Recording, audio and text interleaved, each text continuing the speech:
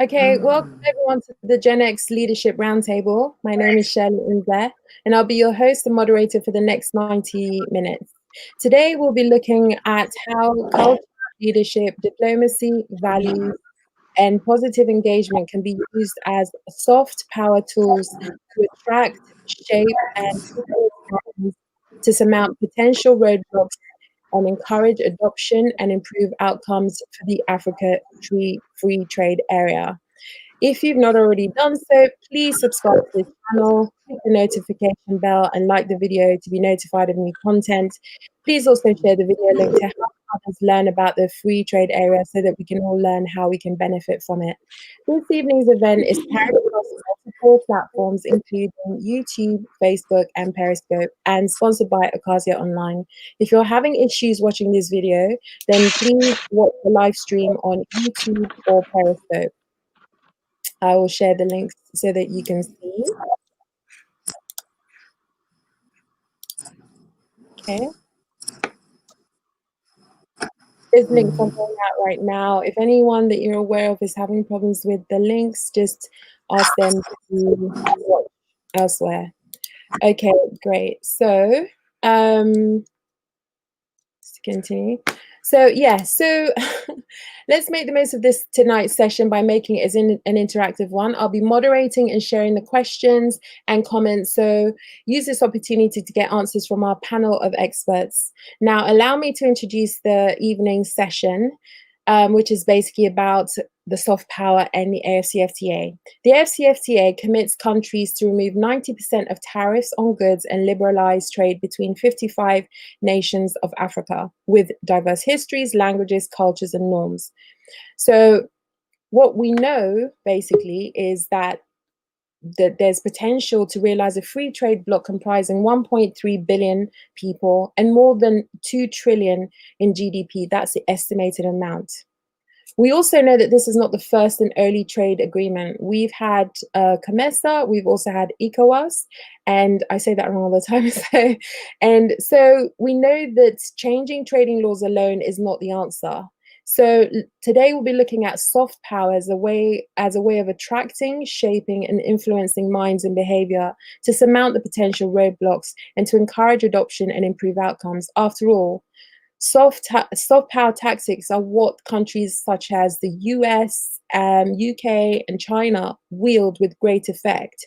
By soft power, I'm referring to things like culture, leadership, diplomacy, values, and positive engagement to persuade and nudge further collaboration amongst the 55 nations and its people and the dispersed children of Africa that are living in the diaspora. That applies to me.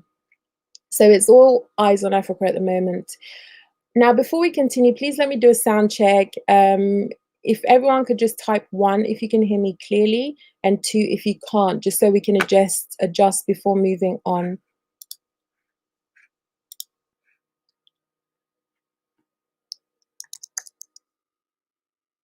Okay, there's nothing right now, so let's keep going. Eugene, I'll try and accommodate your request. I'm used to speaking fast. Okay, so this evening I'm joined by an experienced panel from academia, business and industry, and the Free Trade Area Policy Network, who will help me unpack the role of soft power as critical success factors for the free trade area, and also look at some of the challenges and opportunities ahead. Without further ado, I'd like to introduce my esteemed guests this evening. So let's kick off with Dr. Alex Mensah, who has over 20 years of diverse experience. He has a PhD, MS, and BS in chemical engineering, as well as a specialization in technology. Technology operations and value management from the MIT Sloan School of Management. Dr. Mensah is involved in several inventions and patents. Currently, he's president of the Eye2Eye Mega Hub, an NGO helping Africans, especially the youth, harness their ideas for global impact and good. Welcome, Alex. I hope I can call you Alex. Okay, I'll just... So next we have Eugene, Eluake. Eugene, I'm just going to say Eugene if that's okay. I don't want to murder your name. Eugene is an experienced bilingual business professional specialized in business development, enterprise operations, and operational excellence. He's also working as a trainer in design thinking and innovation. Welcome, Eugene. Welcome to the panel. Thank you very much. Thank you. We also have Dominic Buffet. Dominic is an ECOWAS, I say that wrong all the time, African Union Scholar of International Relations, Governance and Regional Integration with a specialist interest in African continental free trade area. Dominic has had experience working with civil society organizations and non-governmental organizations. Welcome, Dominic, to the panel. And I think we may have sadly lost Dr. Juliet. So I'm going to see. You're welcome.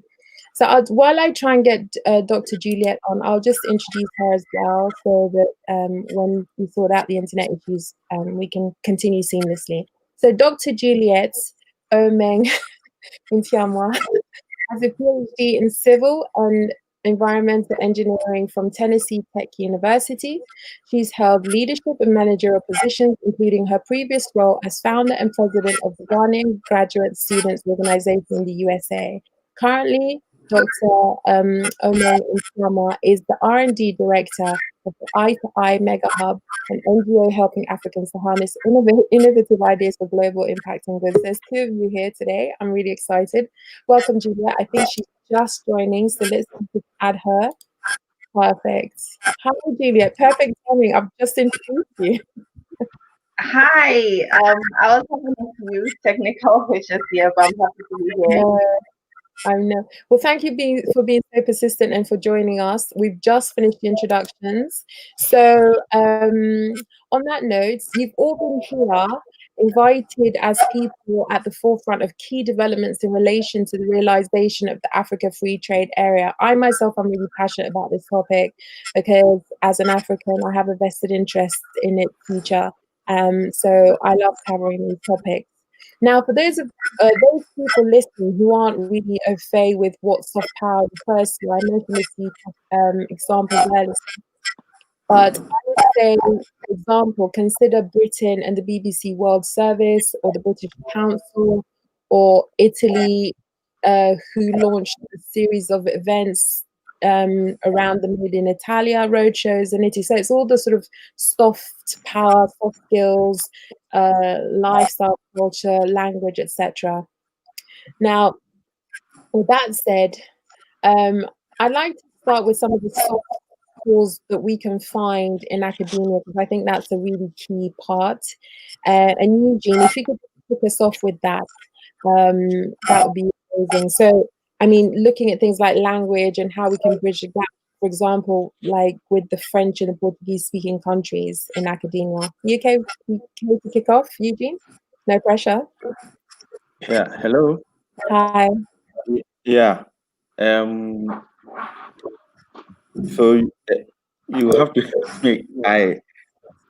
If you could help get you asked the question, right? Yeah, I'll repeat my question. Yeah, that would be great. Yeah. Yeah, I just wanted to kick off the discussion with academia, for example. So looking at some of the soft power elements in academia education. So for example, as a continent of 55 countries, we have Francophone countries, so French-speaking countries, Portuguese-speaking countries. Is education a way in which we can sort of start bridging gaps and connect the people? Okay, all right, thank you. So when I think of the new Africa Trade Agreement, I look at the vision and what they are trying to achieve. Open up the whole landmass of the African continent so that we can trade, we can do business, we can relate in ways that we did not before, so that we begin to see the whole African continent as one big marketplace. Then I begin to ask, what will happen to the different languages that we speak? What will happen to the different ways that we see things? What will happen to the different ways that we even work? For example, you think of Europe, and there's a certain picture that can come to your mind. So when you think of Africa, what picture comes to your mind? And these are things that will need to be kind of modeled at a certain level so that it builds up to that level where we have a whole generation of leaders who understand that we are now in one big market. This is how we speak, this is how we work, and this is what is expected of us. So, for example, we mention Germany and you think of German efficiency. When we mention Africa, what should we think of? And then if I should move from Ghana to, let's say, Togo or Kenya, what language will I use in my transactions or my relationship? Two things are happening. On one level, we have our own local languages that we use.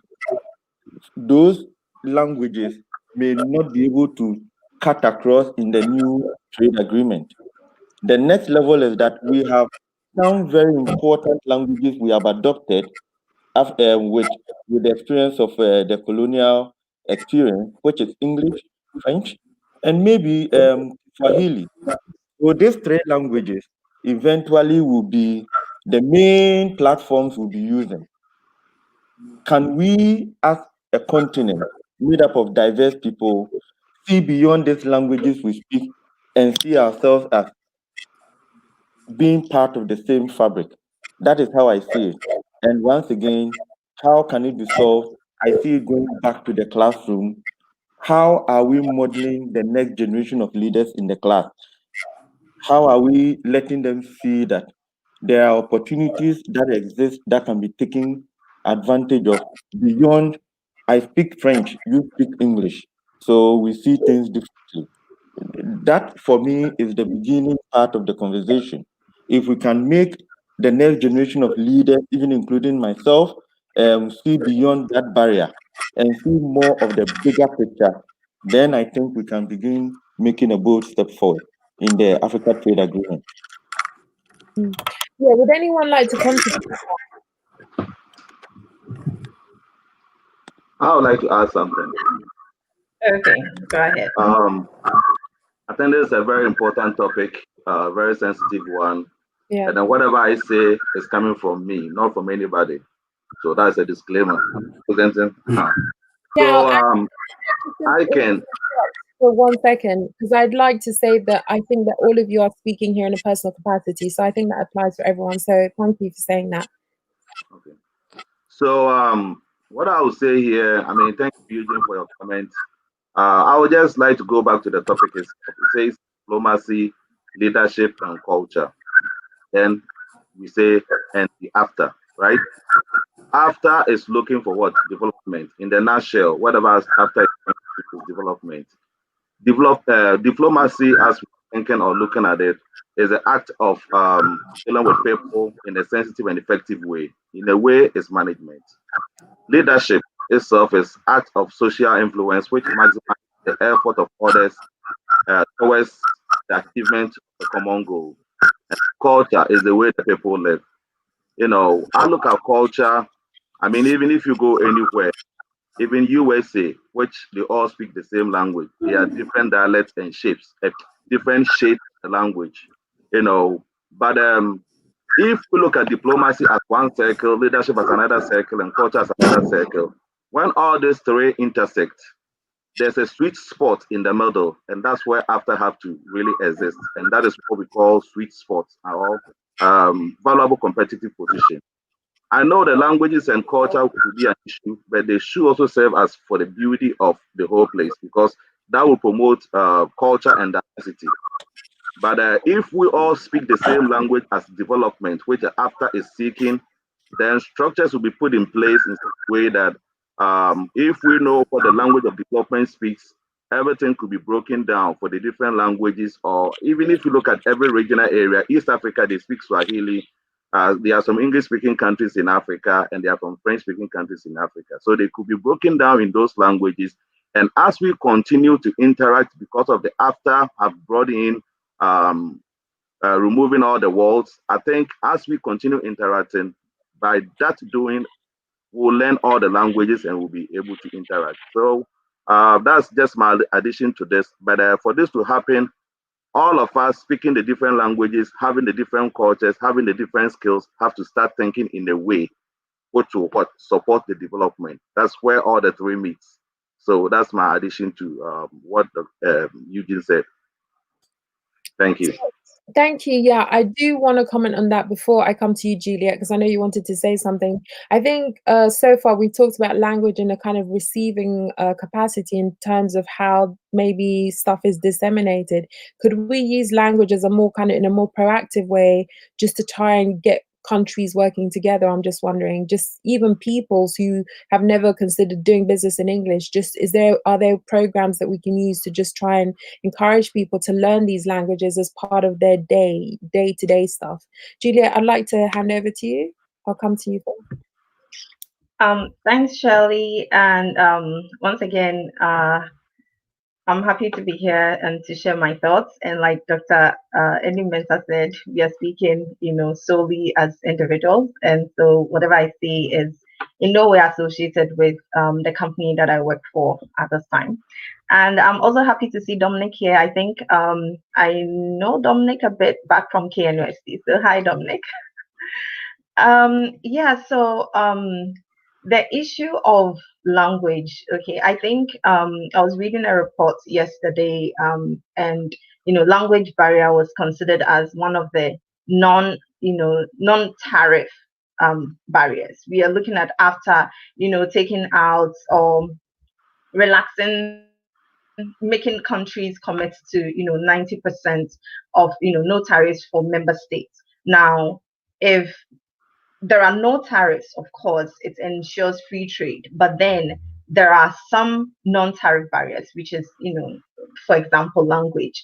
And if we look at our African continent, we see that, Shirley, you mentioned English, French and Portuguese or Swahili, right? But Eugene also made a good point that, we have our other languages. And fortunately or unfortunately, I think International Labour Organization estimates that about 86% of employment in the sub-Saharan sector is informal, and at this informal level, that's where local language is huge. So if we even take a place like Ghana, between us or among ourselves, we think that we speak English, but truly we speak more Chi and more Ga and more Ewe than their official language. So that means that if we want to look at language as a barrier and then the possible opportunities it presents, yes, on one hand, we have to see that the formal sector is, diversifying its ability to adapt to different languages. So let's say even in institutions, academia can look at setting up bilingual or multilingual, institutes of languages where now people see that, hey, having the ability to speak or understand multiple languages puts you in a better position to have jobs. I mean, we are looking at, free trade of goods and services. So if you position yourself, if you're a youth and you position yourself as somebody who can speak more than 3 or more than 2, international languages, you are a step ahead of your peers. Now, we need to also consider our local language. Could it can we understand that, okay, this is the sector we have huge informal sector. So the packaging of our products, for example, can we even minimize the words and use more infographics or more graphics which communicate easily, such that if somebody is buying this product, the person can easily look at the packaging and know what it is or what they can use it for. If you're setting up a business and all of that, you use more of signs and symbols that can easily be understood, so that as much as possible these things make it easier for people to come in to do business. And then also on top of that, we are learning, as we interact more, we are learning our languages. And the formal aspects also, we have institutions that should step up to have more departments to train people to be multilingual, so that they take advantage of this upcoming businesses, because services of people who can speak more than 2 languages is going to be much needed. So countries need to be prepared to be on top of that game. Yeah, that's such a good point, because besides people actually learning languages, for example, if you go to Wales, they have everything in English and in Gaelic. So your culture enables you to learn. Actually, you're sort of subconsciously learning. Dominic, I'd like to come to you for comment on this, if you have any analysis to make.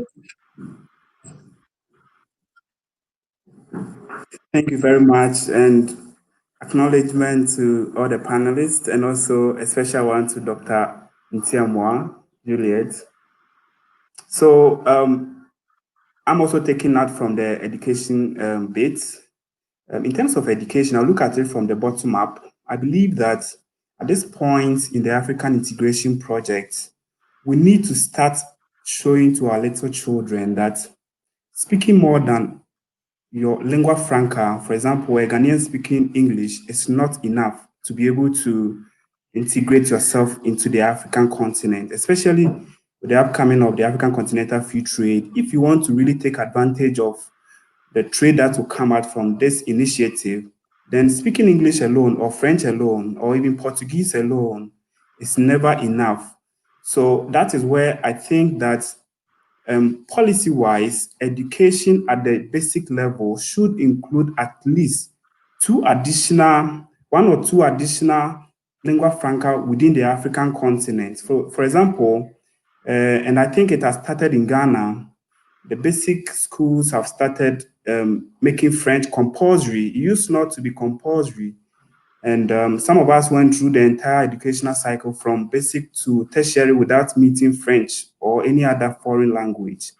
So such a person cannot really take advantage of the opportunity that has been created by the African Continental Free Trade. So at the basic level, education should ensure that children at the basic level should be able to learn one or two additional foreign languages in addition to what they know already. And then coming up to the ladder, I think that educational exchanges among, for example, tertiary education, it's very important in a bit to understand each other on the continent. I have had the experience of studying in other African countries.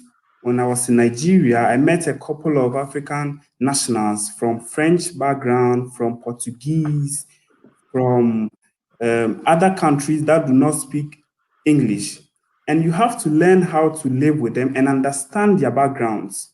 Such exchanges really help a lot to understand each other and build friendship. So, for example, the African Union also brought up the Pan-African University, which I think is one of the brilliant initiatives to train the next generation of African leaders and build that kind of collaboration among them. And so such initiatives are supposed to be encouraged so that even though we have the language barriers, when such people meet, most definitely will learn from each other.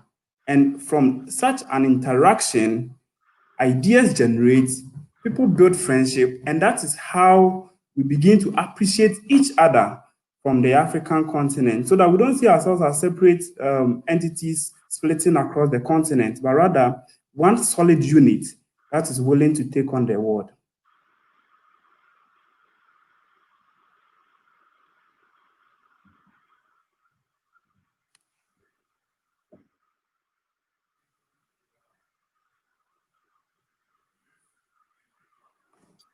Thank you. That's a fantastic comment, and I just wanted to say that education isn't just in the classroom, it's also outside of the classroom, and these cultural exchanges incentivize people to bridge those gaps. And so actually, moving on from language, I really wanted to talk about values and norms, because we all have different cultures. So could these cultural exchanges be that sort of impetus we need to better understand? Because I think having an understanding of different people's cultures and norms also helps strengthen those barriers, So I'd like to kick off with, who would like to unpack this question in terms of values and norms? Okay, maybe I'll give it a go. Yeah, maybe I'll give Go it for a it. go. I I would like to talk about values and norms from a certain historical point. We recall vividly the days of Pan-Africanism when Kwame Nkrumah, Julius Nyerere, and that cohort of leaders were in charge. And the history books are replete with the call for Africa unite, the call for the African can take charge of his own affairs and all of that. Many years down the line, one of the biggest visions or dreams of that era is coming to life, which is the African trade. So perhaps this is the right time to herald the kind of norms and values the African need to really win at the forefront. So what kind of values and norms do we want? And this goes to the leadership. We see so many African leaders trying in one way or the other to create the opportunity for the next generation of leaders. You come to Ghana, you have free education going on. You can have your plus or minus on it, but the fact is that young ones are having access to education. Now, with this access to education, what exactly are you leaving them with for the future? What kind of norms, what kind of values are you teaching them in the class? Because let's face it, the family units are now under so much pressure to drive home those kind of values. And I think that the values of integrity, industry, and all of those that have been talked in many ways or forms, this is the right time. If we are giving you access to education, this is the package that comes with it. And this is what we expect of you. That probably is at the basic level. But when we come to the tertiary level, we see great examples of universities that now specify the kind of values they want their graduates to go out with. Industry, honesty, name it, whatever. And we should be encouraging these kind of things.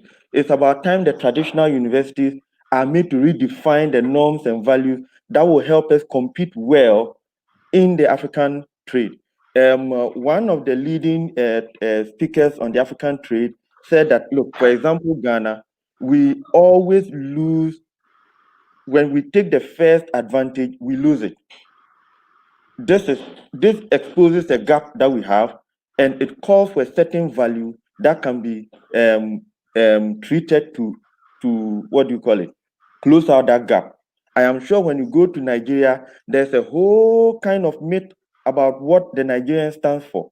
We know of industry, but there are also the negative myth. What kind of values can we now begin to drive? I really do not see it being done excellently at the family unit level. I see it being done excellently at the basic education level, secondary education level, tertiary education level. And this is something citizens must demand of their government. That look, in 10 years' time, the AfTA would have become so entrenched in the way we do business. We want you to prepare us, our children, our young ones, for that time. And this is what we want you to give to them in school. Now, beyond the school, we can take advantage of so many other programs, such as entertainment and all of that. And these are not things that you can leave to the private sector alone to do it. You need to work with the private sector. And by this, I think that government must take leadership, because it is the government that are signing all of these trade agreements, protocols, and then bringing it back home for the private sector to take over. So I think that governments must take initiative and take leadership and say, going forward, we want every African child that comes up or that gets into a leadership position to have these values. Okay? And then we can pick it up from there. Then the last one has to do with demonstrating those values at all levels of leadership. It's one thing that we keep missing. We talk about one thing and we work the other. It's about time we change the narrative in the way leaders at all levels demonstrate those new values and norms that we want to. Yeah, that's okay. So we're talking about kind of demonstrating leadership that we want to sort of like trickle down, is what you're saying. And having that within the leadership so they reflect effectively what they're saying, so there's consistency. I have a slightly different opinion, but I'll transfer over to Juliet, because I do feel that you know, a government is in power for 4 years. What we need to do is going to take way more than 4 years. So I think, yeah, I think we as people as well need to adopt that. Julia, I'd love to come to you for comment on that. Thank you, Eugene. That was a good point. Thanks, Shelley. So on the issue of our norms and values, we need to recognize, yes, we are Africans, but then in as much as we are similar or we have very solid similarities, we also have very big differences. And I didn't know much about our differences until I came to the United States, and um, I was, well integrated in African Students Union. I served as the president of the African Students Union for like 2 years.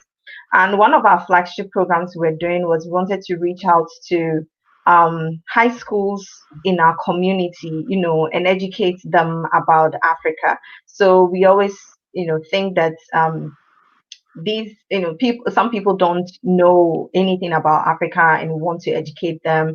Africa is a country, and all of those stuff. Now it was amazing to see that when we selected countries we wanted to showcase to them, and the my colleagues, we said, okay, everybody should prepare a presentation on their country. So we selected 34 countries, and we were like, okay, we want to critique our own presentation before we go and present to the high school, students. And it was during that presentation that we learned a lot about each other's country. We were shocked. There were so many things that I didn't know about Nigeria, but I thought, I've known Nigeria, or I've known people from Nigeria for a while, but it was amazing to learn so much from each other. And then, so from that time, we decided that, okay, we're going to have another program for ourselves where we educate our own selves about Africa, and through those programs, we learned a lot. And one of the key things that, stood out from all of this is when you know that there are differences, you learn to respect and embrace people's backgrounds, and not look down on people's backgrounds. If we want to have a free trade where, everybody comes in, we have one market and everything, I still want to see you as my fellow African, but I also want to recognize you as, let's say, a Nigerian who would, want to be told, well done for just, carrying this to this place. I mean, Nigerians can tell you well done like 5 times in the space of 1 hour just because maybe you're doing something. And I remember I used to tell my roommates, why are you telling me well done? Like, what, I'm supposed to be doing this. And so embracing that differences and showing respect is very important. So for me, one of the values, one of the values that we need to really um, make sure that it's well imbibed in all of us and the children come in is respect for one another. And I think that when I'm trading with you and you feel respected, and I'm trading with you and I feel respected, then I'm not going to question, the essence of this after, and I'm not going to revolt against this after. Do you get it? So respect is key. And the other thing I would want to add to this quickly is as Africans, I think maybe I don't think it's only Ghana, but I think among Africans, we need to come to a point where we really appreciate ourselves, we embrace our identity fully. And by embracing our identity fully, I mean that where we see that, the services, the goods and services we produce are also good enough, because we are at that level where we feel everything foreign is better, right? If it's from the US, then it's of better quality. If it's from UK, then it's of better quality.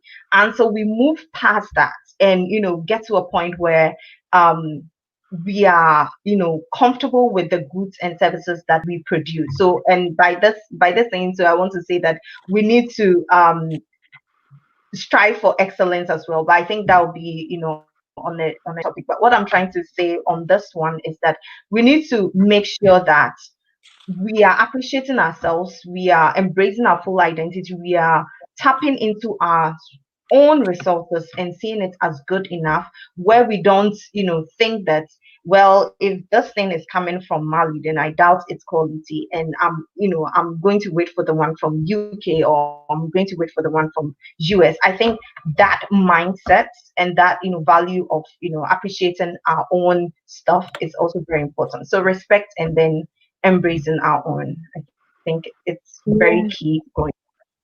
100%. Thank you for that, Dr. Juliet. Can I just add trust as well? Because if we trust each other, I think it's what you said about the respect. Business flows. You know what I mean? I'd like to come to Dominic. Dominic, do you have a comment on this?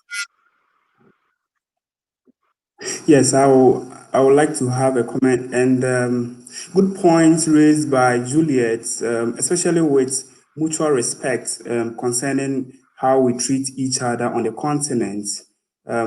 Many a times you see countries looking down on the other country and trying to play down on the other country. I believe that we should rather look more of how we can collaborate and build on our diversity, because within this diversity, we can come up with innovative ideas. And I think countries should also come up with unique identities we should know them for.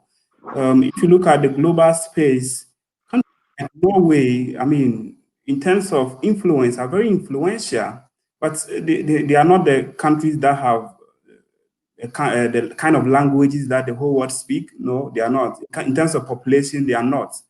But they are positioned themselves in such a way that the moment you talk about Norway, you know that this is a country of peace. That is what they are known for. Such kind of norms should be seen from our continent, that countries should be able to be known for something. So, and how do you build that? I mean, you have to create a niche for yourself in areas you are so strong at. I know countries like Kenya are very good when it comes to tourism, because God has blessed them with those tourism potentials.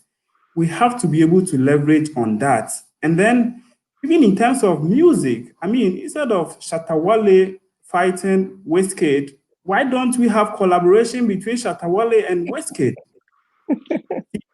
And now the world is listening to the African beat, which we call Afro beats. This is the time for Africa to kind of show to the world our music. Unfortunately, we have used it as an opportunity to play down on one another, which I believe is not really the way to go. At this point, we should be able to step up and then collaborate. I believe collaboration is the key. And with that, Africa can take a center stage with the African Continental Free Trade coming up. That is so topical. Yao, I know you're bursting to say something. 100% agree. Yao, can you comment on that? Thank you. I think all of you have made very important points. I just wanted to bring this up here. Myself, I lived in Ghana, then I moved into the United States. It was only when I came to the United States then I decided to appreciate other people from other African countries. We all have stereotypes about people from other countries. Until when the interaction went on, then you started calibrating yourself and say, wow, I didn't know this, I didn't know that. And also, even in Ghana, as small as a country, when I go to the university, I had a chance to meet other people from other tribes or part of the country. And you realize that how they behave towards things is entirely different from how you see things, even where you are coming from. So something which is a taboo to them might not be a taboo to you. That itself on that level is kind of even complicated, right? And then how come the whole of Africa? So that's why when I initially made my statement, like development is what we are trying to do, right? In Europe, they speak French, they speak all kinds of languages in Europe, but all of them are developing because they understand the language of development, right? So I remember Eugene mentioned we have to also look at our educational system and then also beef it up to teach other languages and the rest. That's very good. But when we all close from school and everywhere, what do? We go home, right? Sometimes our parents are still holding some of the old norms in such a way that when you go home and you're trying to do something in a different way, they will conscientize you and say, hey, how are you behaving this way? What happened? So I think awareness is a very big thing, that our parents at home need to also be aware that, hey, we are trying to develop Africa, and these are the key words for Africa. So therefore, you should understand your kids. You should understand your elderly people. So there should be some understanding in the system, even in the country itself. How much more Africa? So there should be an area, or I mean, there should be a big radio somewhere, or some of these things that we are doing, it shouldn't be only to Ghanaians, it should be to other African countries on this panel to also share their views, such a way that we all understand it and take it as part of the whole thing to be able to, I mean, do it better. Another thing we mentioned about is classroom teaching it, but practically, I think mentor groups are also very important. We have to get mentors here and there. And then also getting the chance to move from one African country to the other for an exchange program or to work also gives you an exposure to have a different view about those people living over there. I mean, until you until you interact with people from those countries, sometimes you might not know. You'll be sitting in Ghana and thinking about them in a different way, which is not true of them. So in my view, this discussion is a very good one, and we have to keep on doing more. But awareness is also very important, and education, as we said. And then we all have to look into the language of development. What are the key language of development? Because France and Spain, they're able to deal with one another. They don't speak Spanish, they don't speak French. There's English. There's all, even if you go to Eastern Europe, they're also developing, but they also speak different languages. How are they able to do it, right? So that could be a very good model for us to look into to be able to also replicate some of them in Africa. And that's my view. Yeah, that's, it's funny how we've talked about education, we've also talked about leadership, we've talked about popular culture, because let's face it, most people will be influenced by popular culture. So I think that these conversations are interesting, and I've definitely noted the fact that we definitely need to have more representation from different countries here talking about these topics. Very important. So there is an audience question, and that is from Paulina. Thank you, Paulina. How do we make sure that as a country hosting the Secretariat, Ghana does not cry foul later that others are taking up? Yeah, as you're on the screen, I'm giving this one to you. That is expected to come, but I think education will help. People should be aware. In every situation, there's a positive side and there's a negative side. And then we already said that, hey, then you have to acquire very good education. You have to acquire good experience. You have to be competitive as a person, right? And this is very tricky, but it's going to happen. And we've seen this in South Africa, right? People felt like people were taking their jobs. So South Africa can be a model for us to study that. What can we do for this not to happen? On top, Ghana is a small country. If, let's say, 20% of Nigeria is supposed to come to Ghana, that's more than Ghana population, right? So that means that some of the jobs being created by the Secretariat should also be moved to other African countries, right? It should not all be concentrated in Ghana. Strategically, they should move some to places around Africa, such a way that everything is balanced, that it doesn't come to Ghana and cause a lot of crowding. Even you can't move around. Ghana is so small, and now we're supposed to build a road. So that's what I would say, that people should take advantage of this by bettering themselves, learn new languages, as some of us have said, learn new languages, and also position yourself competitively, whilst the Secretariat also look into sending some of the job out of Ghana for other people to also be able to engage with that. That's my view. Yeah, I'm going to allow you guys to comment. I'm going to come to you soon, Eugene, but I just wanted to say, can we even consider things like the uptake of remote working now? So do we necessarily have to have people in the country that can even be part of the effort while they're in their countries anyway? So I think that will help a lot. So I'd like to come to Eugene first, and then Dominic, I'll come to you next, if that's okay. Okay, yeah, thank you very much. Yeah, so on Paulina's question, I think 3 things should happen that can help Ghana not feel left out sometime to come. The first one has to do with the businessmen and women, what we call the private sector, getting actively involved in the early stages of this preparation. We in this country like to leave everything to our political leaders, and then we only do the praise singing, and then we just pick up the loose ends of it. the negotiations are going on now. I think round 1, round 2, and all of that. This is the time for the private sector to really get involved. Then number 2, if the private sector is getting involved, then they should begin to transform themselves to embrace best practices. There is nothing like made in Ghana anymore, made in Africa.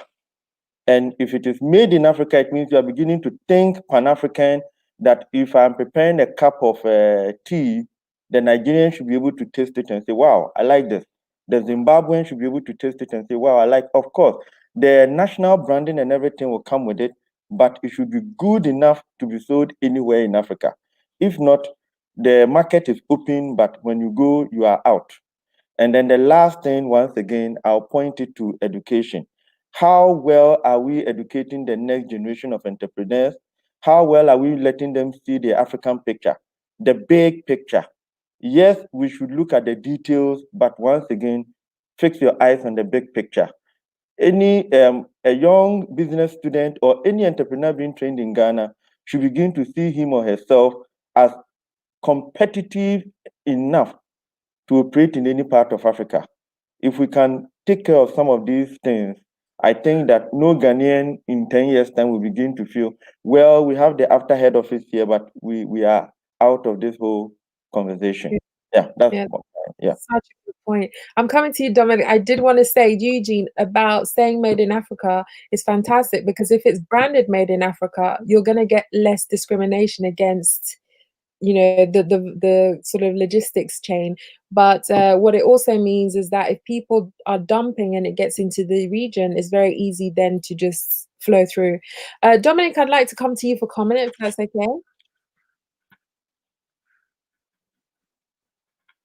Yes, in terms of job, let me say the bigger job is not within the AfCFTA Secretariat. No, the Secretariat is just an administrative structure that regulates trade and try to settle differences when it comes to trade issues. And so at the administrative level, I do not think that we can talk a lot about job creation.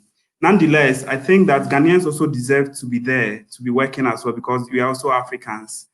And therefore, for us to take advantage of the Secretariat, especially, I believe that this is the time for Ghana to start looking for people with expertise in regional integration, to be able to bargain on its behalf. There are so many people who have expertise, and I belong to the AfCFTA Policy Network. People have a lot of understanding of African integration. This is a time to try to bring them on board. And also, our educational system should now start looking for issues such as African integration as part of our curriculum. If I had not gone to the Pan-African University in Yaoundé, I didn't know there was even a program called African integration or integration studies. I passed through the political science department in political science at KNUST, and it was just mentioned as a passing. But this is a very important African project that needs to be a whole full-time study and at the graduate and postgraduate level to train Africans to be able to be competent to deal with African issues, especially when it comes to integration. So I believe that at the educational level, we should be able to restructure our universities to adopt such programs to be able to address our African integration project. But at the level of the private sector, I believe that, yes, Ghanaians should be able to position ourselves to take advantage of the AfCFTA, because definitely Ghana is a major player in Africa. And of course, for us to be able to hosting the Secretariat means that we cannot sit down for others to just take advantage of it. The Secretariat was created as a symbolic gesture for us to be able to appreciate that indeed we have also contributed to African integration. But then the real benefit comes from our people being able to trade across the continent, Ghanaians being able to sell their products, and then making a lot of gains out of the market that is created by the African Continental Free Trade Area. So for me, that is where the bigger picture should be looked at in terms of job creation. And thank you so much, Dominic. Julia, I'd like to come to you. I also wanted to know if you wanted to tackle that question. Would you like to? Is it the question on Maybe, yeah, I can read it out. So making the free trade area a people's movement. This is really key, actually. For example, does the free trade area, what does it mean to traders at AfCFTA Swam magazine or the vegetable traders at the Burkina Faso border? This is really, really important because I think it was you who mentioned about the sort of the shadow trade. So yeah. Yeah. I Sorry. Okay. Yeah, I think the question is in line with the comment I was even going to make about, this, and it goes back to, we're looking at the huge informal sector that we have. So if there'll be, any revolts or any issues like we saw in South Africa against AfCFTA, it'll surely, come out of the huge informal sector that we have. Why? Because they're the ones that do not understand all this English we are speaking, and what AfCFTA is, what it means, and all of that. And if we don't take the opportunity to educate them, to let them know what's in it for them, let them know how they can benefit, then they are the ones going to be there, and all of a sudden the shoemakers in Kumasi are going to see that there is influx of Senegalese shoes. These are not the shoes we used to make in Kumasi. It's like these shoes are from Senegal and people are buying it. And it's like our Kumasi folks are like, how did our president, allow this influx to come in, and now we can't even sell? The issues as we see in, between the spare parts dealers in, between the Ghanaians and Nigerians and all of that. So it's not going to be let's say, the policy analyst who understands AfCFTA, who is going to question the importance of AfCFTA, but it's going to be the informal sector, the people at the informal sector who do not understand, who do not see its benefits, who are going to say, hey, we don't want this.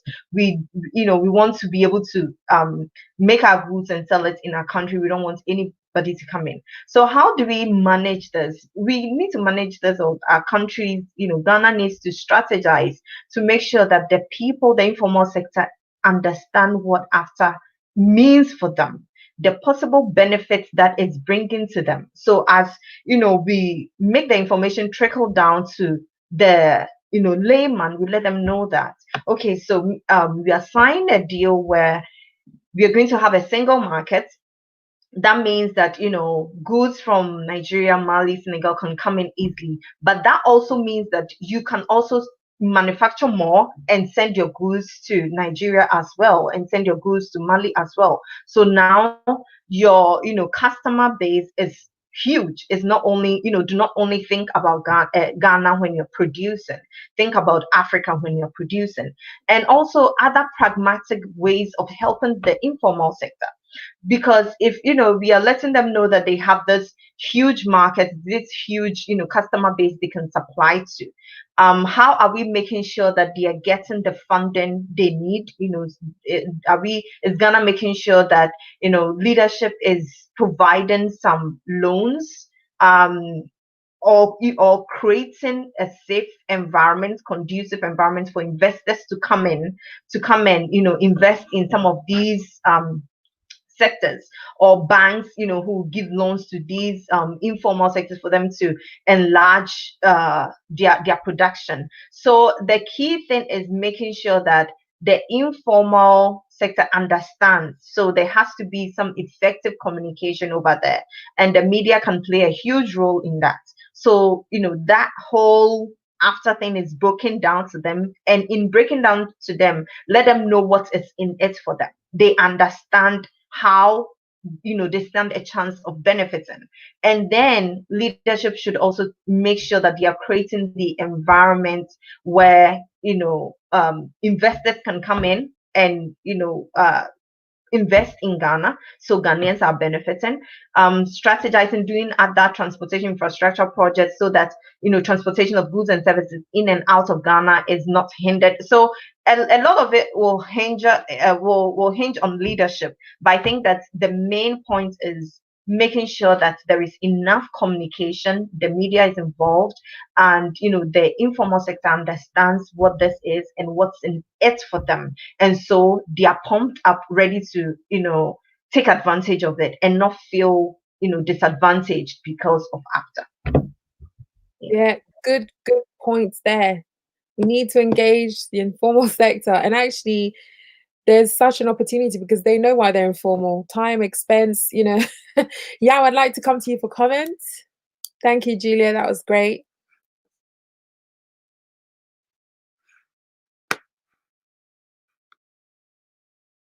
Oh. Yeah. Yes. Was I on mute? Yeah, I've taken care of it. Yeah, I think Juliet has made an important point, and this is an important question coming from Paulina. Very, very, very great questions, because the informal sector, as Juliet said, is a big one. How do we even educate them? How do we even get them? I mean, we need to educate them. I don't know even right now if they are being educated or they are even aware of it. I don't think so. Or even if they are aware of it, they really understand it very well. So I'm thinking this is some of the takeaway, that at least those guys need to understand what is going on. As you've mentioned, if you tell them about the benefits, you also have to tell them about the challenges, right? And then the various phases this will go on. Because when you bring anything into a country for the first time, people are going to form their ideas, and to go through some forming states, right? From the forming states, you will go through the storming states. And from the storming states, you have to go through the norming state, and then the final state, everything comes together. So it's like a form of teamwork, in a way that we have to educate them. Maybe in all these informal sectors, they are group leaders in there. We have to find all those group leaders, bring them to the table, educate them very well on this thing, because it's a big chunk. It's a big chunk. It could be 70%, even in Ghana, 70%. So education is very important. Recognizing them that this is going to happen, because they are the people who can cause some of the confusion in the system. And also, what are the steps in getting them from A to B? So apart from them understanding that when this comes, it's a formative stage. The formative stage comes to its own problem. And then from there, it goes to the storming state. It comes to its own problem. And then it goes to the norming state. And then it goes to the final state, whereby everything is performing well. If we are aware of these stages, then we may have to find the right questions or the answers to all these stages, so that they are aware that however bad things are getting is going to get better. And these are the initial stage. And they have to be part of the table to discuss this. So that's all that I have. I wanted to add to this, because I mean, you've got me thinking about this question. It's a very great question that I think these questions have to get where it's supposed to get to, for leadership to start thinking about this and engage them, because it's very important. So Pauline, thank you. Yeah, that was fantastic. Pauline has asked a follow-up question, which I think is another really key question, because people fear what they don't know. So her question is curious about security issues and distributional effects of the free trade area. How do we approach this? So I asked her what she means by that, and she was talking about things like the influx of people coming across, safety, terrorism, etc. And I think this is a really key point. Since Yao, you finished, I'd like to throw that back to you. Keep you on your toes. As you are calling for development, you're also calling for any good thing comes with also some bad things with it. So the important thing is to be able to put structures in place to be able to address these things. So as we know, there's something called fishbone diagram. We know about that, right? So what are we trying to do? Development, right? What goes into development? We have to add all the whatever goes into it, both the negative and positive. And then how do we deal with this? How do we deal with the other? And also there's another thing called coupled effect. Two small things might not be important, but when they come together, they become stubborn. So this is a very good question, security. So Ghana is a small country. That means that we have to put systems in place for security. And someone mentioned about the virus. The virus is not gone yet. Now more people are going to come to Ghana. How do we do with that? So in that case, maybe we have to look into security and see that how can we manage the security with just ongoing. That means police have to step up, right? We have to train the police. The judicial system have to also be beefed up so that when there are cases, they can deal with it in a short time, because the more you delay, the more it piles and the more it's not being resolved. And I think clear statement is really right. This is Ghana, this is what it stands for, or this is Africa, this is what it stands for. There should be a bigger framework coming from the African level. And then maybe, I mean, out of the big framework coming from Africa level, when it gets to the various countries, some aspect can be picked, some aspect can be really be tailored to the country itself. I mean, in that way, I think that can address the issue, because security issue is going to, it can be very big. You know, people coming, all the thieves coming, excuse my language, people coming from everywhere, they are all searching for money, and now the money is brewing here. What happens? They will be moving there too. So as the good ones are moving there, other things can also be moving there. So the security have to step up. Police have to be given the necessary gears to be able to, I mean, deal with the situation. CIDs, you know, I mean, there's a lot more to deal with this. So I know that the police in Ghana is getting some good training. The numbers should also increase. The health system is also getting beefed up. The roads is getting beefed up, and we also have to look into technologies, right? I mean, there's some places in the world, when you get there to the airport, there are cameras almost everywhere, like London, like Singapore, cameras all over that you can be monitored. In case there's anything, you can quickly be identified within a short time. So I'm thinking that system needs to be instituted very well, such a way that if there's any issue, we can do it. Because if security become an issue, that can also affect so many things in the country. So this is just my suggestion. This is also a very great point from Paulina, a very, very great point. And then thank you for the opportunity to share my little view about this. Okay. Cool. Dominic, I'm going to come to you. Oh, you do. Yes, sorry. Yes. So security challenges. Sorry, Dominic, go ahead.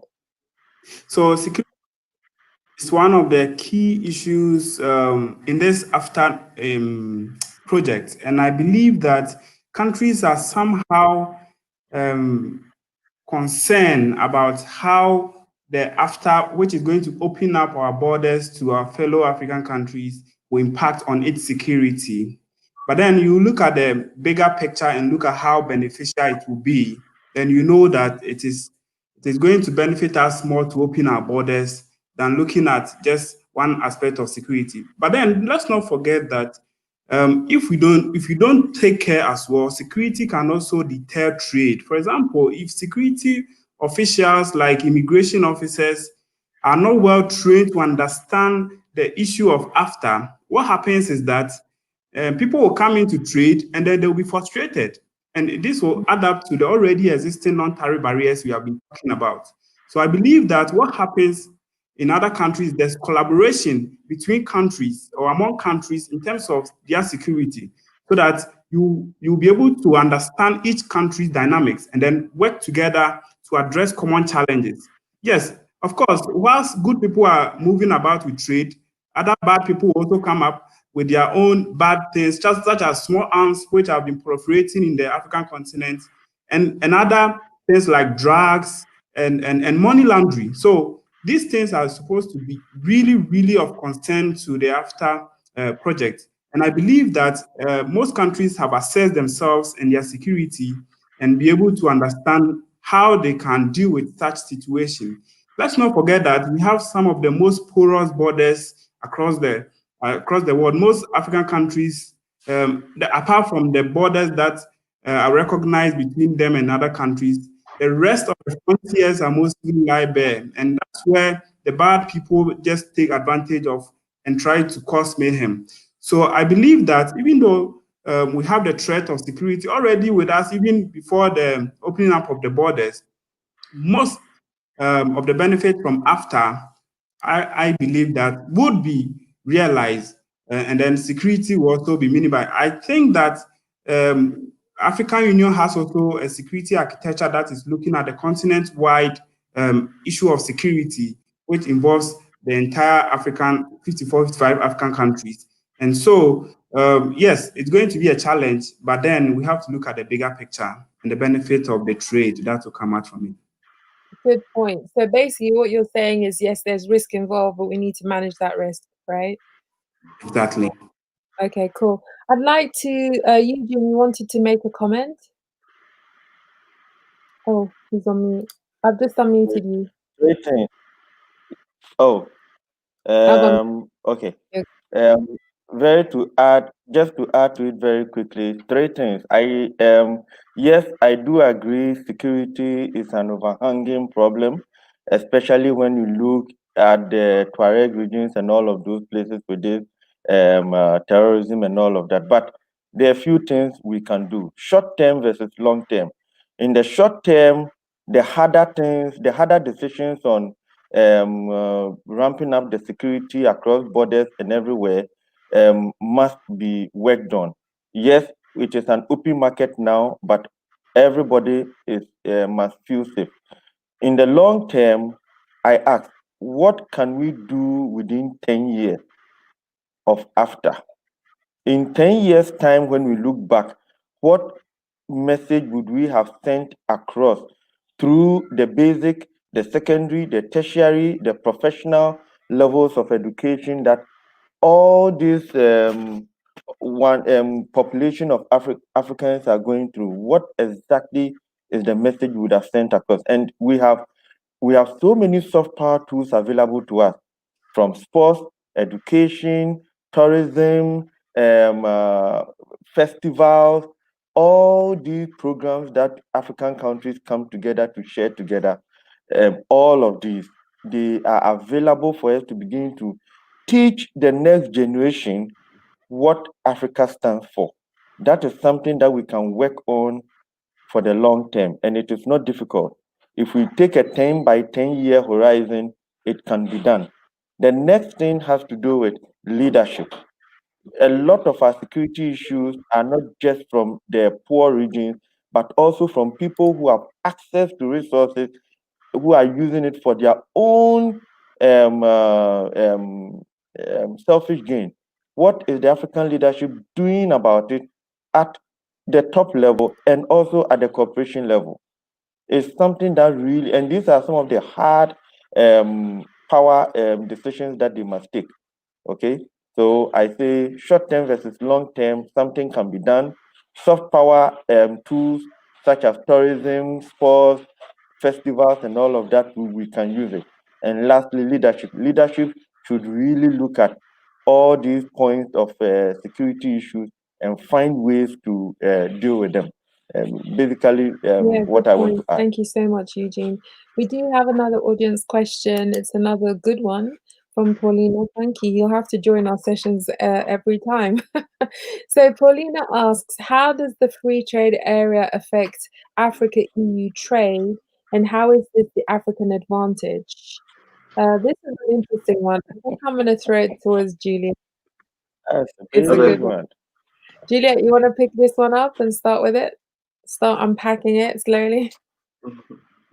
I think let someone go first. Yeah, I'm still thinking about it. Yeah, because I don't know about EU trade. I mean, Africa EU trade. I have no idea about it. Yeah, okay. Let me just. I don't Let have me much. have a say. Dominic, I'll come to you in a second. Yeah. Okay, cool. Okay. Eugene, you want to continue? Okay. Yeah. All right. So, much as I don't have an in-depth idea of Africa EU trade and all of that, I like to see it in this way. For many years now, we've been doing one-way trade. All the raw materials get exported to Europe to support the industries there, and we just bring back the finished product to support what we are calling development. Now we have an opportunity. We've opened up the whole Africa. We, there is a great need for industrialization, and there is a great need for raw materials. Where are we going to send the raw materials now? Back to Europe or within Africa here? It is up to us as business people, as African leaders, to decide that if we have 1 ton of gold that must be used for something, it is going to stay in Africa. If we still want to be doing that kind of trade, then really we have only paid lip service to the whole AfTA deal without any real commitment. As soon as we begin to do this, then we move into a stronger competitive positioning point or point of power, because now we still have access to more than half of the world resources. It is for us now to decide it stays here in Africa and develops Africa. Then the conversations will begin to be different. We can now begin to have stronger terms at the table.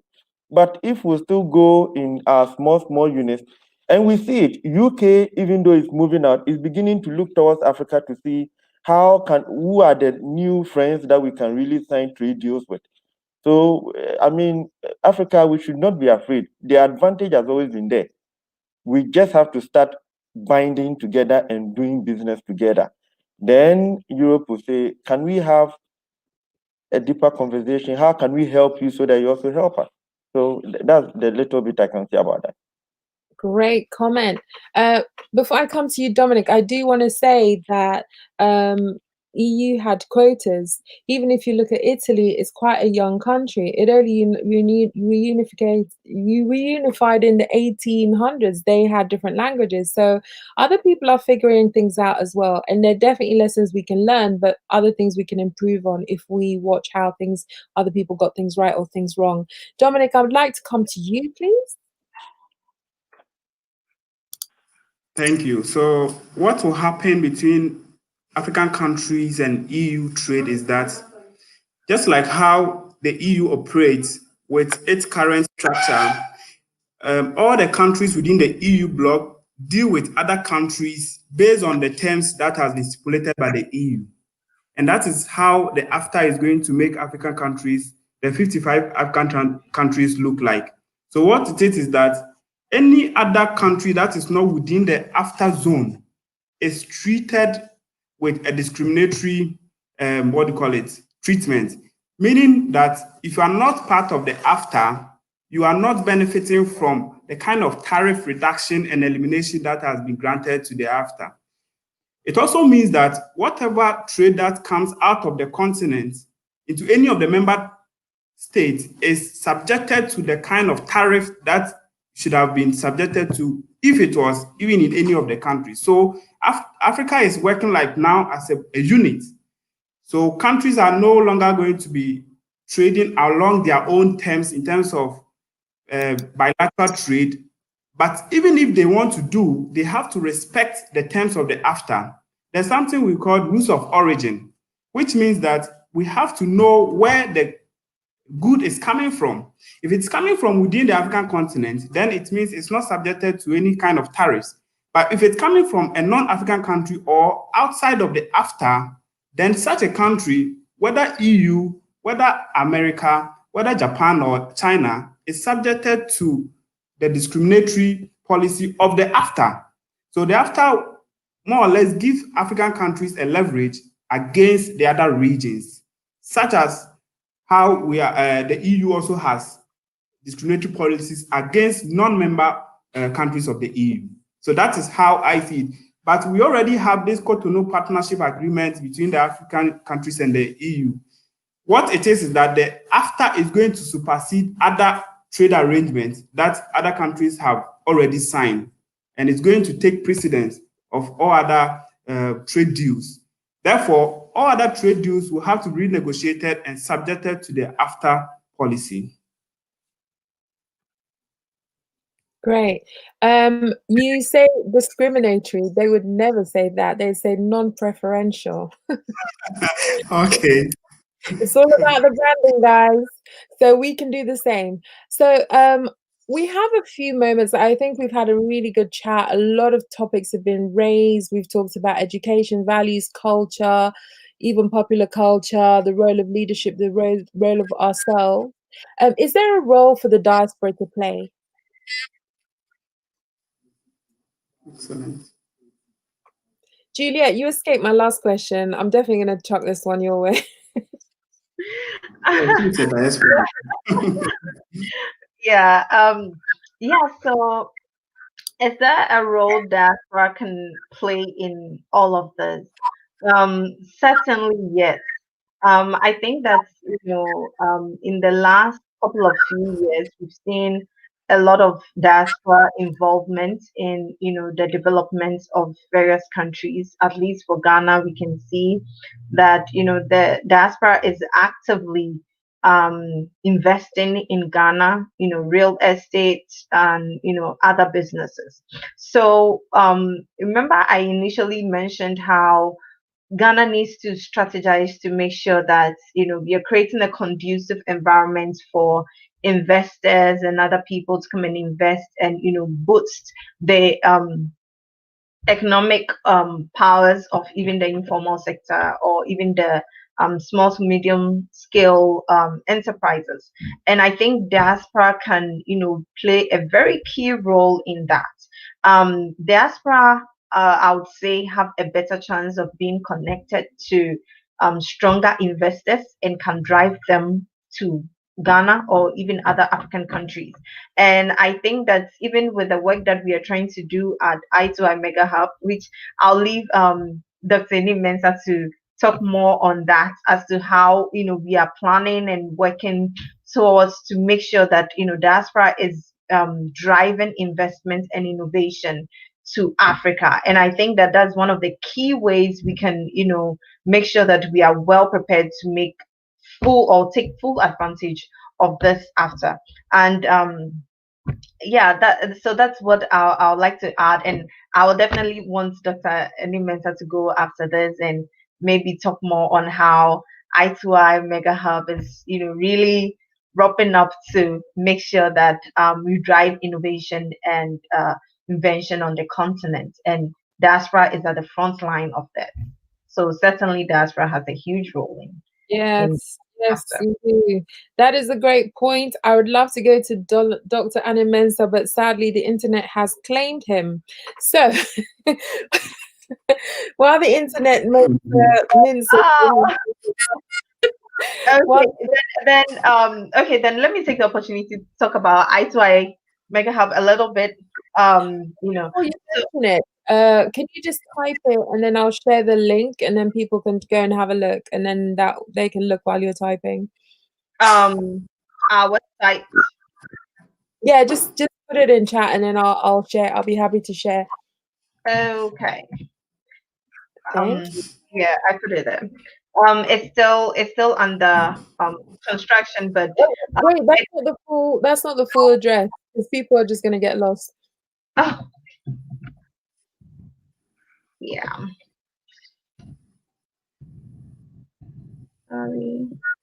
So I think I'll keep talking whilst I type that in, just because of time. So we are a group of mostly diaspora consultants, and with very diverse professions from engineering to finance, law, and all of that.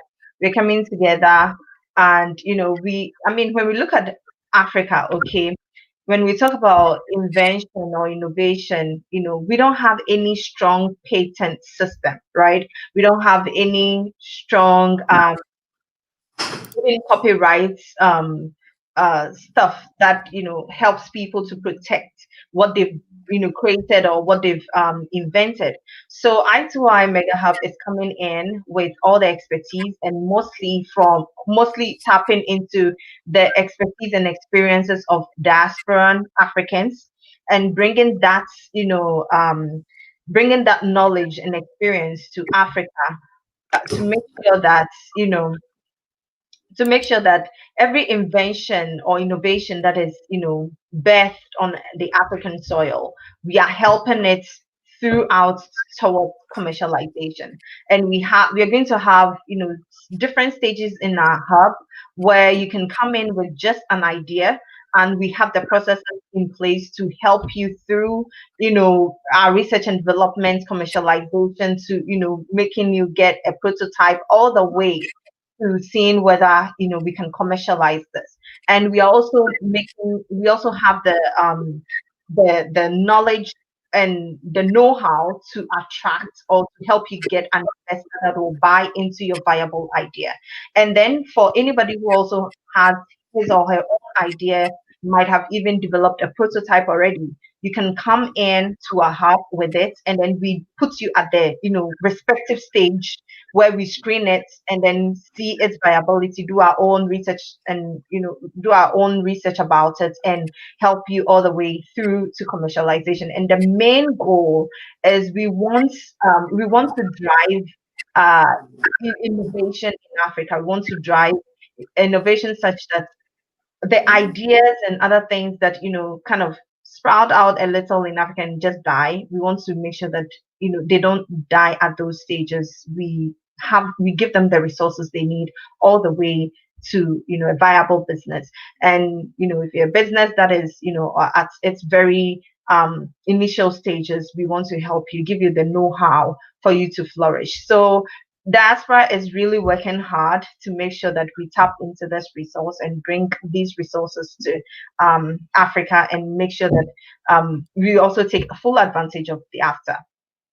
Yep. Good point. So I think for people who are not aware, Juliet's talking about intellectual property, your copyright, your trademark, your patents, and all that kind of stuff. Really important part of business. If you don't know what you're doing, it can lead you into trouble way down the line, and it's a very expensive business. So I think it's really important to have not just the knowledge, but also the contacts. And if you have a plug and play model, I think that would be amazing for fast tracking entrepreneurs onto their path without worrying about the legalities. Super plug, I'll take that up. I'm sure Dr. Alex will be very happy about that job. He's back, I think. Yes. My line got disconnected. I was trying to get back and was Don't worry for that. Don't worry. Juliet did a fantastic plug talking about eye to eye and how that's going to help future entrepreneurs as they invent their ideas or even come up with ideas and get the assistance that they need to kind of like take the journey and protect themselves legally. So that's really important. So I think we have just a few minutes left. I think we've answered a lot of the questions. I'd like to say a big thank you to the audience and the participation, in particular Paulina. My question really was, do we ever see something like a kind of a UK style charm offensive, like the royal family? Whatever your views, that is part of the soft power. Royal family, or even like a BBC style world service where we're sharing elements of our culture, our food, our language, our just norms, Just a case in point, I have spent some time in Italy, and in Rome, for example, they say, oh, and I tell them, dude, you're like, that's what we do in Ghana.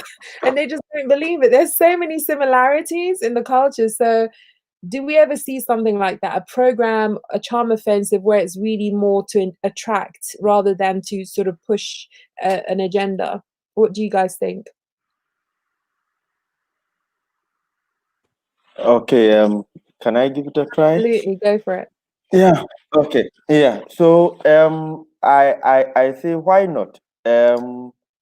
We are trying to create new opportunity for the whole African continent. It cannot all be just politics and hardcore trade and economic conversation. Like you mentioned, the softer issues of marketing, branding, a lot of creativity in how we market the African continent using all the available creative means must be used. If we are going to have a kind of, let me use the word consortium of African kingdoms and chiefs and traditional leaders being used as the face of Africa, why not? Whatever we do, if we are going to adopt the destiny of the rainbow continent, we must have a way of marketing the African business, the African identity.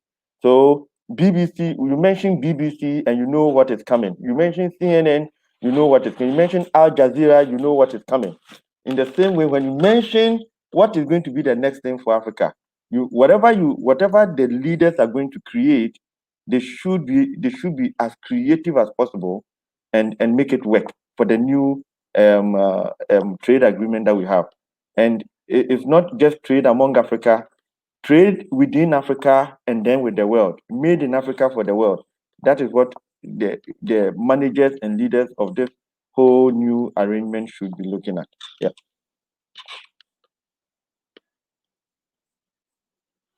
I'm on mute. Great comment. I wanted to say that I think it's really important to engage all our assets. What I mean by that is you've now got this groundswell of African YouTubers, social media influencers who are super passionate about showing Africa in a positive light. I mean, I think even those guys should not be ignored. They should be engaged because no one person or no group of people can do what a million people can do. A million people who are passionate to kind of, create a new enabling environment. Dominic, I saw you sweating there. I hope it's not because you think I'm coming to you, because I think I'm gonna. Not really. So I think that I'll start from the diaspora question. I believe that for the diaspora to come to Africa to invest and feel at home, we need to create the conducive environment for them. They need to feel welcome into their own continent. And those who are not even born in Africa should be welcome. And I believe that last year, Ghana's initiative of rallying around the 400 years of slavery, which they dubbed it Year of Return, was such a massive boost for diaspora returning to Africa to invest. And most of them, though, passed through Ghana, went to other countries and traced their roots. And some have started investments. So I believe that such initiatives should be the drawing point for us to be able to draw people from outside the continent to come into the continent to invest. And I want to also reiterate that our media should really be circumspect. I think that we sell a lot of bad news out there. I don't know, but we are so interested in selling the bad news of Africa rather than selling the good news. We have so many good stories and brilliant ideas going around our continent. But then the only time you hear of the African news, even from our own local media, is when there's a bad thing happening. Why can't we talk about the good things? I mean, we have over 90% of good things happening on the continent, but we choose to focus on the less than 10% of the bad things that are happening. Are we copying what the others are doing to stereotype us? Are we doing the same thing to ourselves? No. We should be able to project the continent on the bigger stage. And I believe that our music now is running around the world. I mean, it's taking on the hip hops and the other genre. We should be able to push it for it to become the music for the world. And I believe that now, if you hear any beat, it is coming from Africa. That is the step we have to step on it and then make Africa great. I also believe that movies and images we send out there are very critical. I believe this movie from the Hollywood, even though it's from Hollywood, has really changed a lot about Africa, about this Wakanda thing. I mean, a lot of people have come to appreciate Africa so well, even though it's a fiction, but it tells you a story, and that's how you change minds. So, but if our movies are always talking about the negative things on our continent, I think that that's how the world will see us. From my perspective, we should be sharing the good news. Fantastic. We have 3 minutes left. Alex, you want to say something? I'm going to give you a chance. But before we close this session, I want a piece of good news for each and every one of you. Alex, go for it. I think Dominic made a very good point. And also the movies. Well, sometimes when you watch some of the movies, some of them are not true, right? So even if they are not really true, it should be said, this is what, fiction or whatever. There should be some kind of for people to know that this is not the true representation of that. So me, for instance, I don't even watch some of these movies. I don't watch them because I see them as not being true. So as the branding and as the part of the education, it should be well said, right? This is whatever it is, and then I mean, maybe even if it's in the 2%, somewhere in a very remote village, it should be very clear that this is not the true representation of the whole thing. Because some of them I haven't seen them myself in Africa, I haven't even read of them, but some of the movie's sake, those things come out. And also the media, as we said, it's also very important. You know, sometimes when you listen to when I come to Ghana and I'm listening to the media, some of them is too much for me. What are they talking about? The media is the listening ear of the people, and most of the information that they share and some of the attention that is given to some things which are not very important, I'm sometimes very surprised. You know, I don't even listen to them because it's too much jarring to my ears and they are not really true. So the media can be used in a positive way to educate people. But why are the media house doing that? Maybe that's what else, right? But can it be turned around in a way that, I mean, people can be doing very good information, you know? So it needs to be balanced out. Thank you. Thank you, Alex. Closing comments. A piece of good news from each and every one of you, please. Thank you. Alex, share some good news. About what? Juliet, go. Juliet, come on, let's share some good news. Let's close. Oh, I mean, all our efforts will come to pass. We all have to be very positive. We all have to be very open. I mean, very inclusive. Africa is for everybody, in my view. It's not for Africans, it's for everybody. I mean, I've happened to come here and I'm being admitted into the society here. You've been somewhere, you've been admitted. We shouldn't look at it as this is only for Africa. God gave us the planet for us to live on it. So if things are going very good, everybody elsewhere is happy, something is happening in Africa, something new is happening. So please, let's be very positive about it and then invite other people that, hey, can you come in and help? And let's be very open to everybody. Thank you. Thank you. Juliet, come on. Hit me with it. Yeah. Okay, so I think that these platforms and these discussions and conversations are very important. So kudos, Shelly, and your team. And we need to keep doing these so that, one day at a time, one person at a time, we are changing, the narrative. We are changing our perception or our mindset about how we can progress forward. And I think Dominic, as Dr. Niemens already mentioned, I mean, we all agree Dominic made a very good point about, being intentional with the content we put out there on our media, through our media. And with this, I would like to say that, our own personal social media handles are even part of it. So, for example, for me, I intentionally, for a long time, I intentionally do not share some bad news about Ghana on my timeline because I have American friends who are reading all the time. Now, I would prefer to show the good side of Ghana because, Americans have done well to show only their very good side for a very long time that I was very surprised when I came here and I saw 7 things about America, right?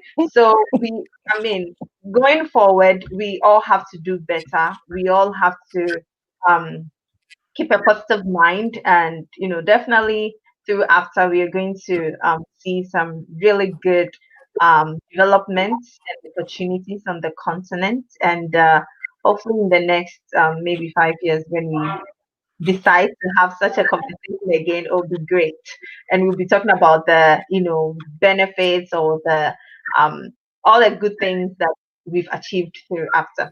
So fantastic. Okay, Eugene. Yeah, my closing comment. I see after the last big opportunity for Africa, and I see it in the long term view. 10 years from now, what would we have done to get that generation ready to really do business? And it calls for a deliberate and compelling approach to it. The way we do things the way we do things in business, the kind of things we teach in class, the kind of attitude we put up when we go out there, and the way we begin to see ourselves. And I think it all been mentioned in here. The media, the leader, everybody has a role, but it starts with a personal effort and then sharing that good news across so that others pick it up. So for me, this is our time, and we really must be deliberate about the way we go about it. Yeah. Thanks. Absolutely. Fantastic. Thank you so much. We had some really fun comments. Thank you, Africa Global Radio, for tuning in. I can attest that you do. They actually have a good news segment on their show. So we need definitely more of that. We definitely need to change the narrative. This chat for me is personally important for me. And I'd like to thank you all for joining. It's a topic that I think Alex said that it's important, but it's also very sensitive. And I think that we've done it justice. So I would like to thank everyone who is watching. Thank you all for making the time on your Sunday to join such a session.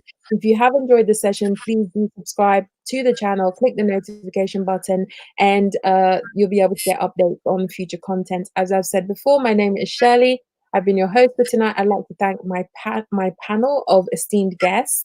Of course, we have Dr. Alex. I'll call you Yao, so I don't want to make that mistake again. We have Dr. Juliet, we have Eugene, and we have Dominic. Thank you guys for watching, and we'll see you at the next session. Bye.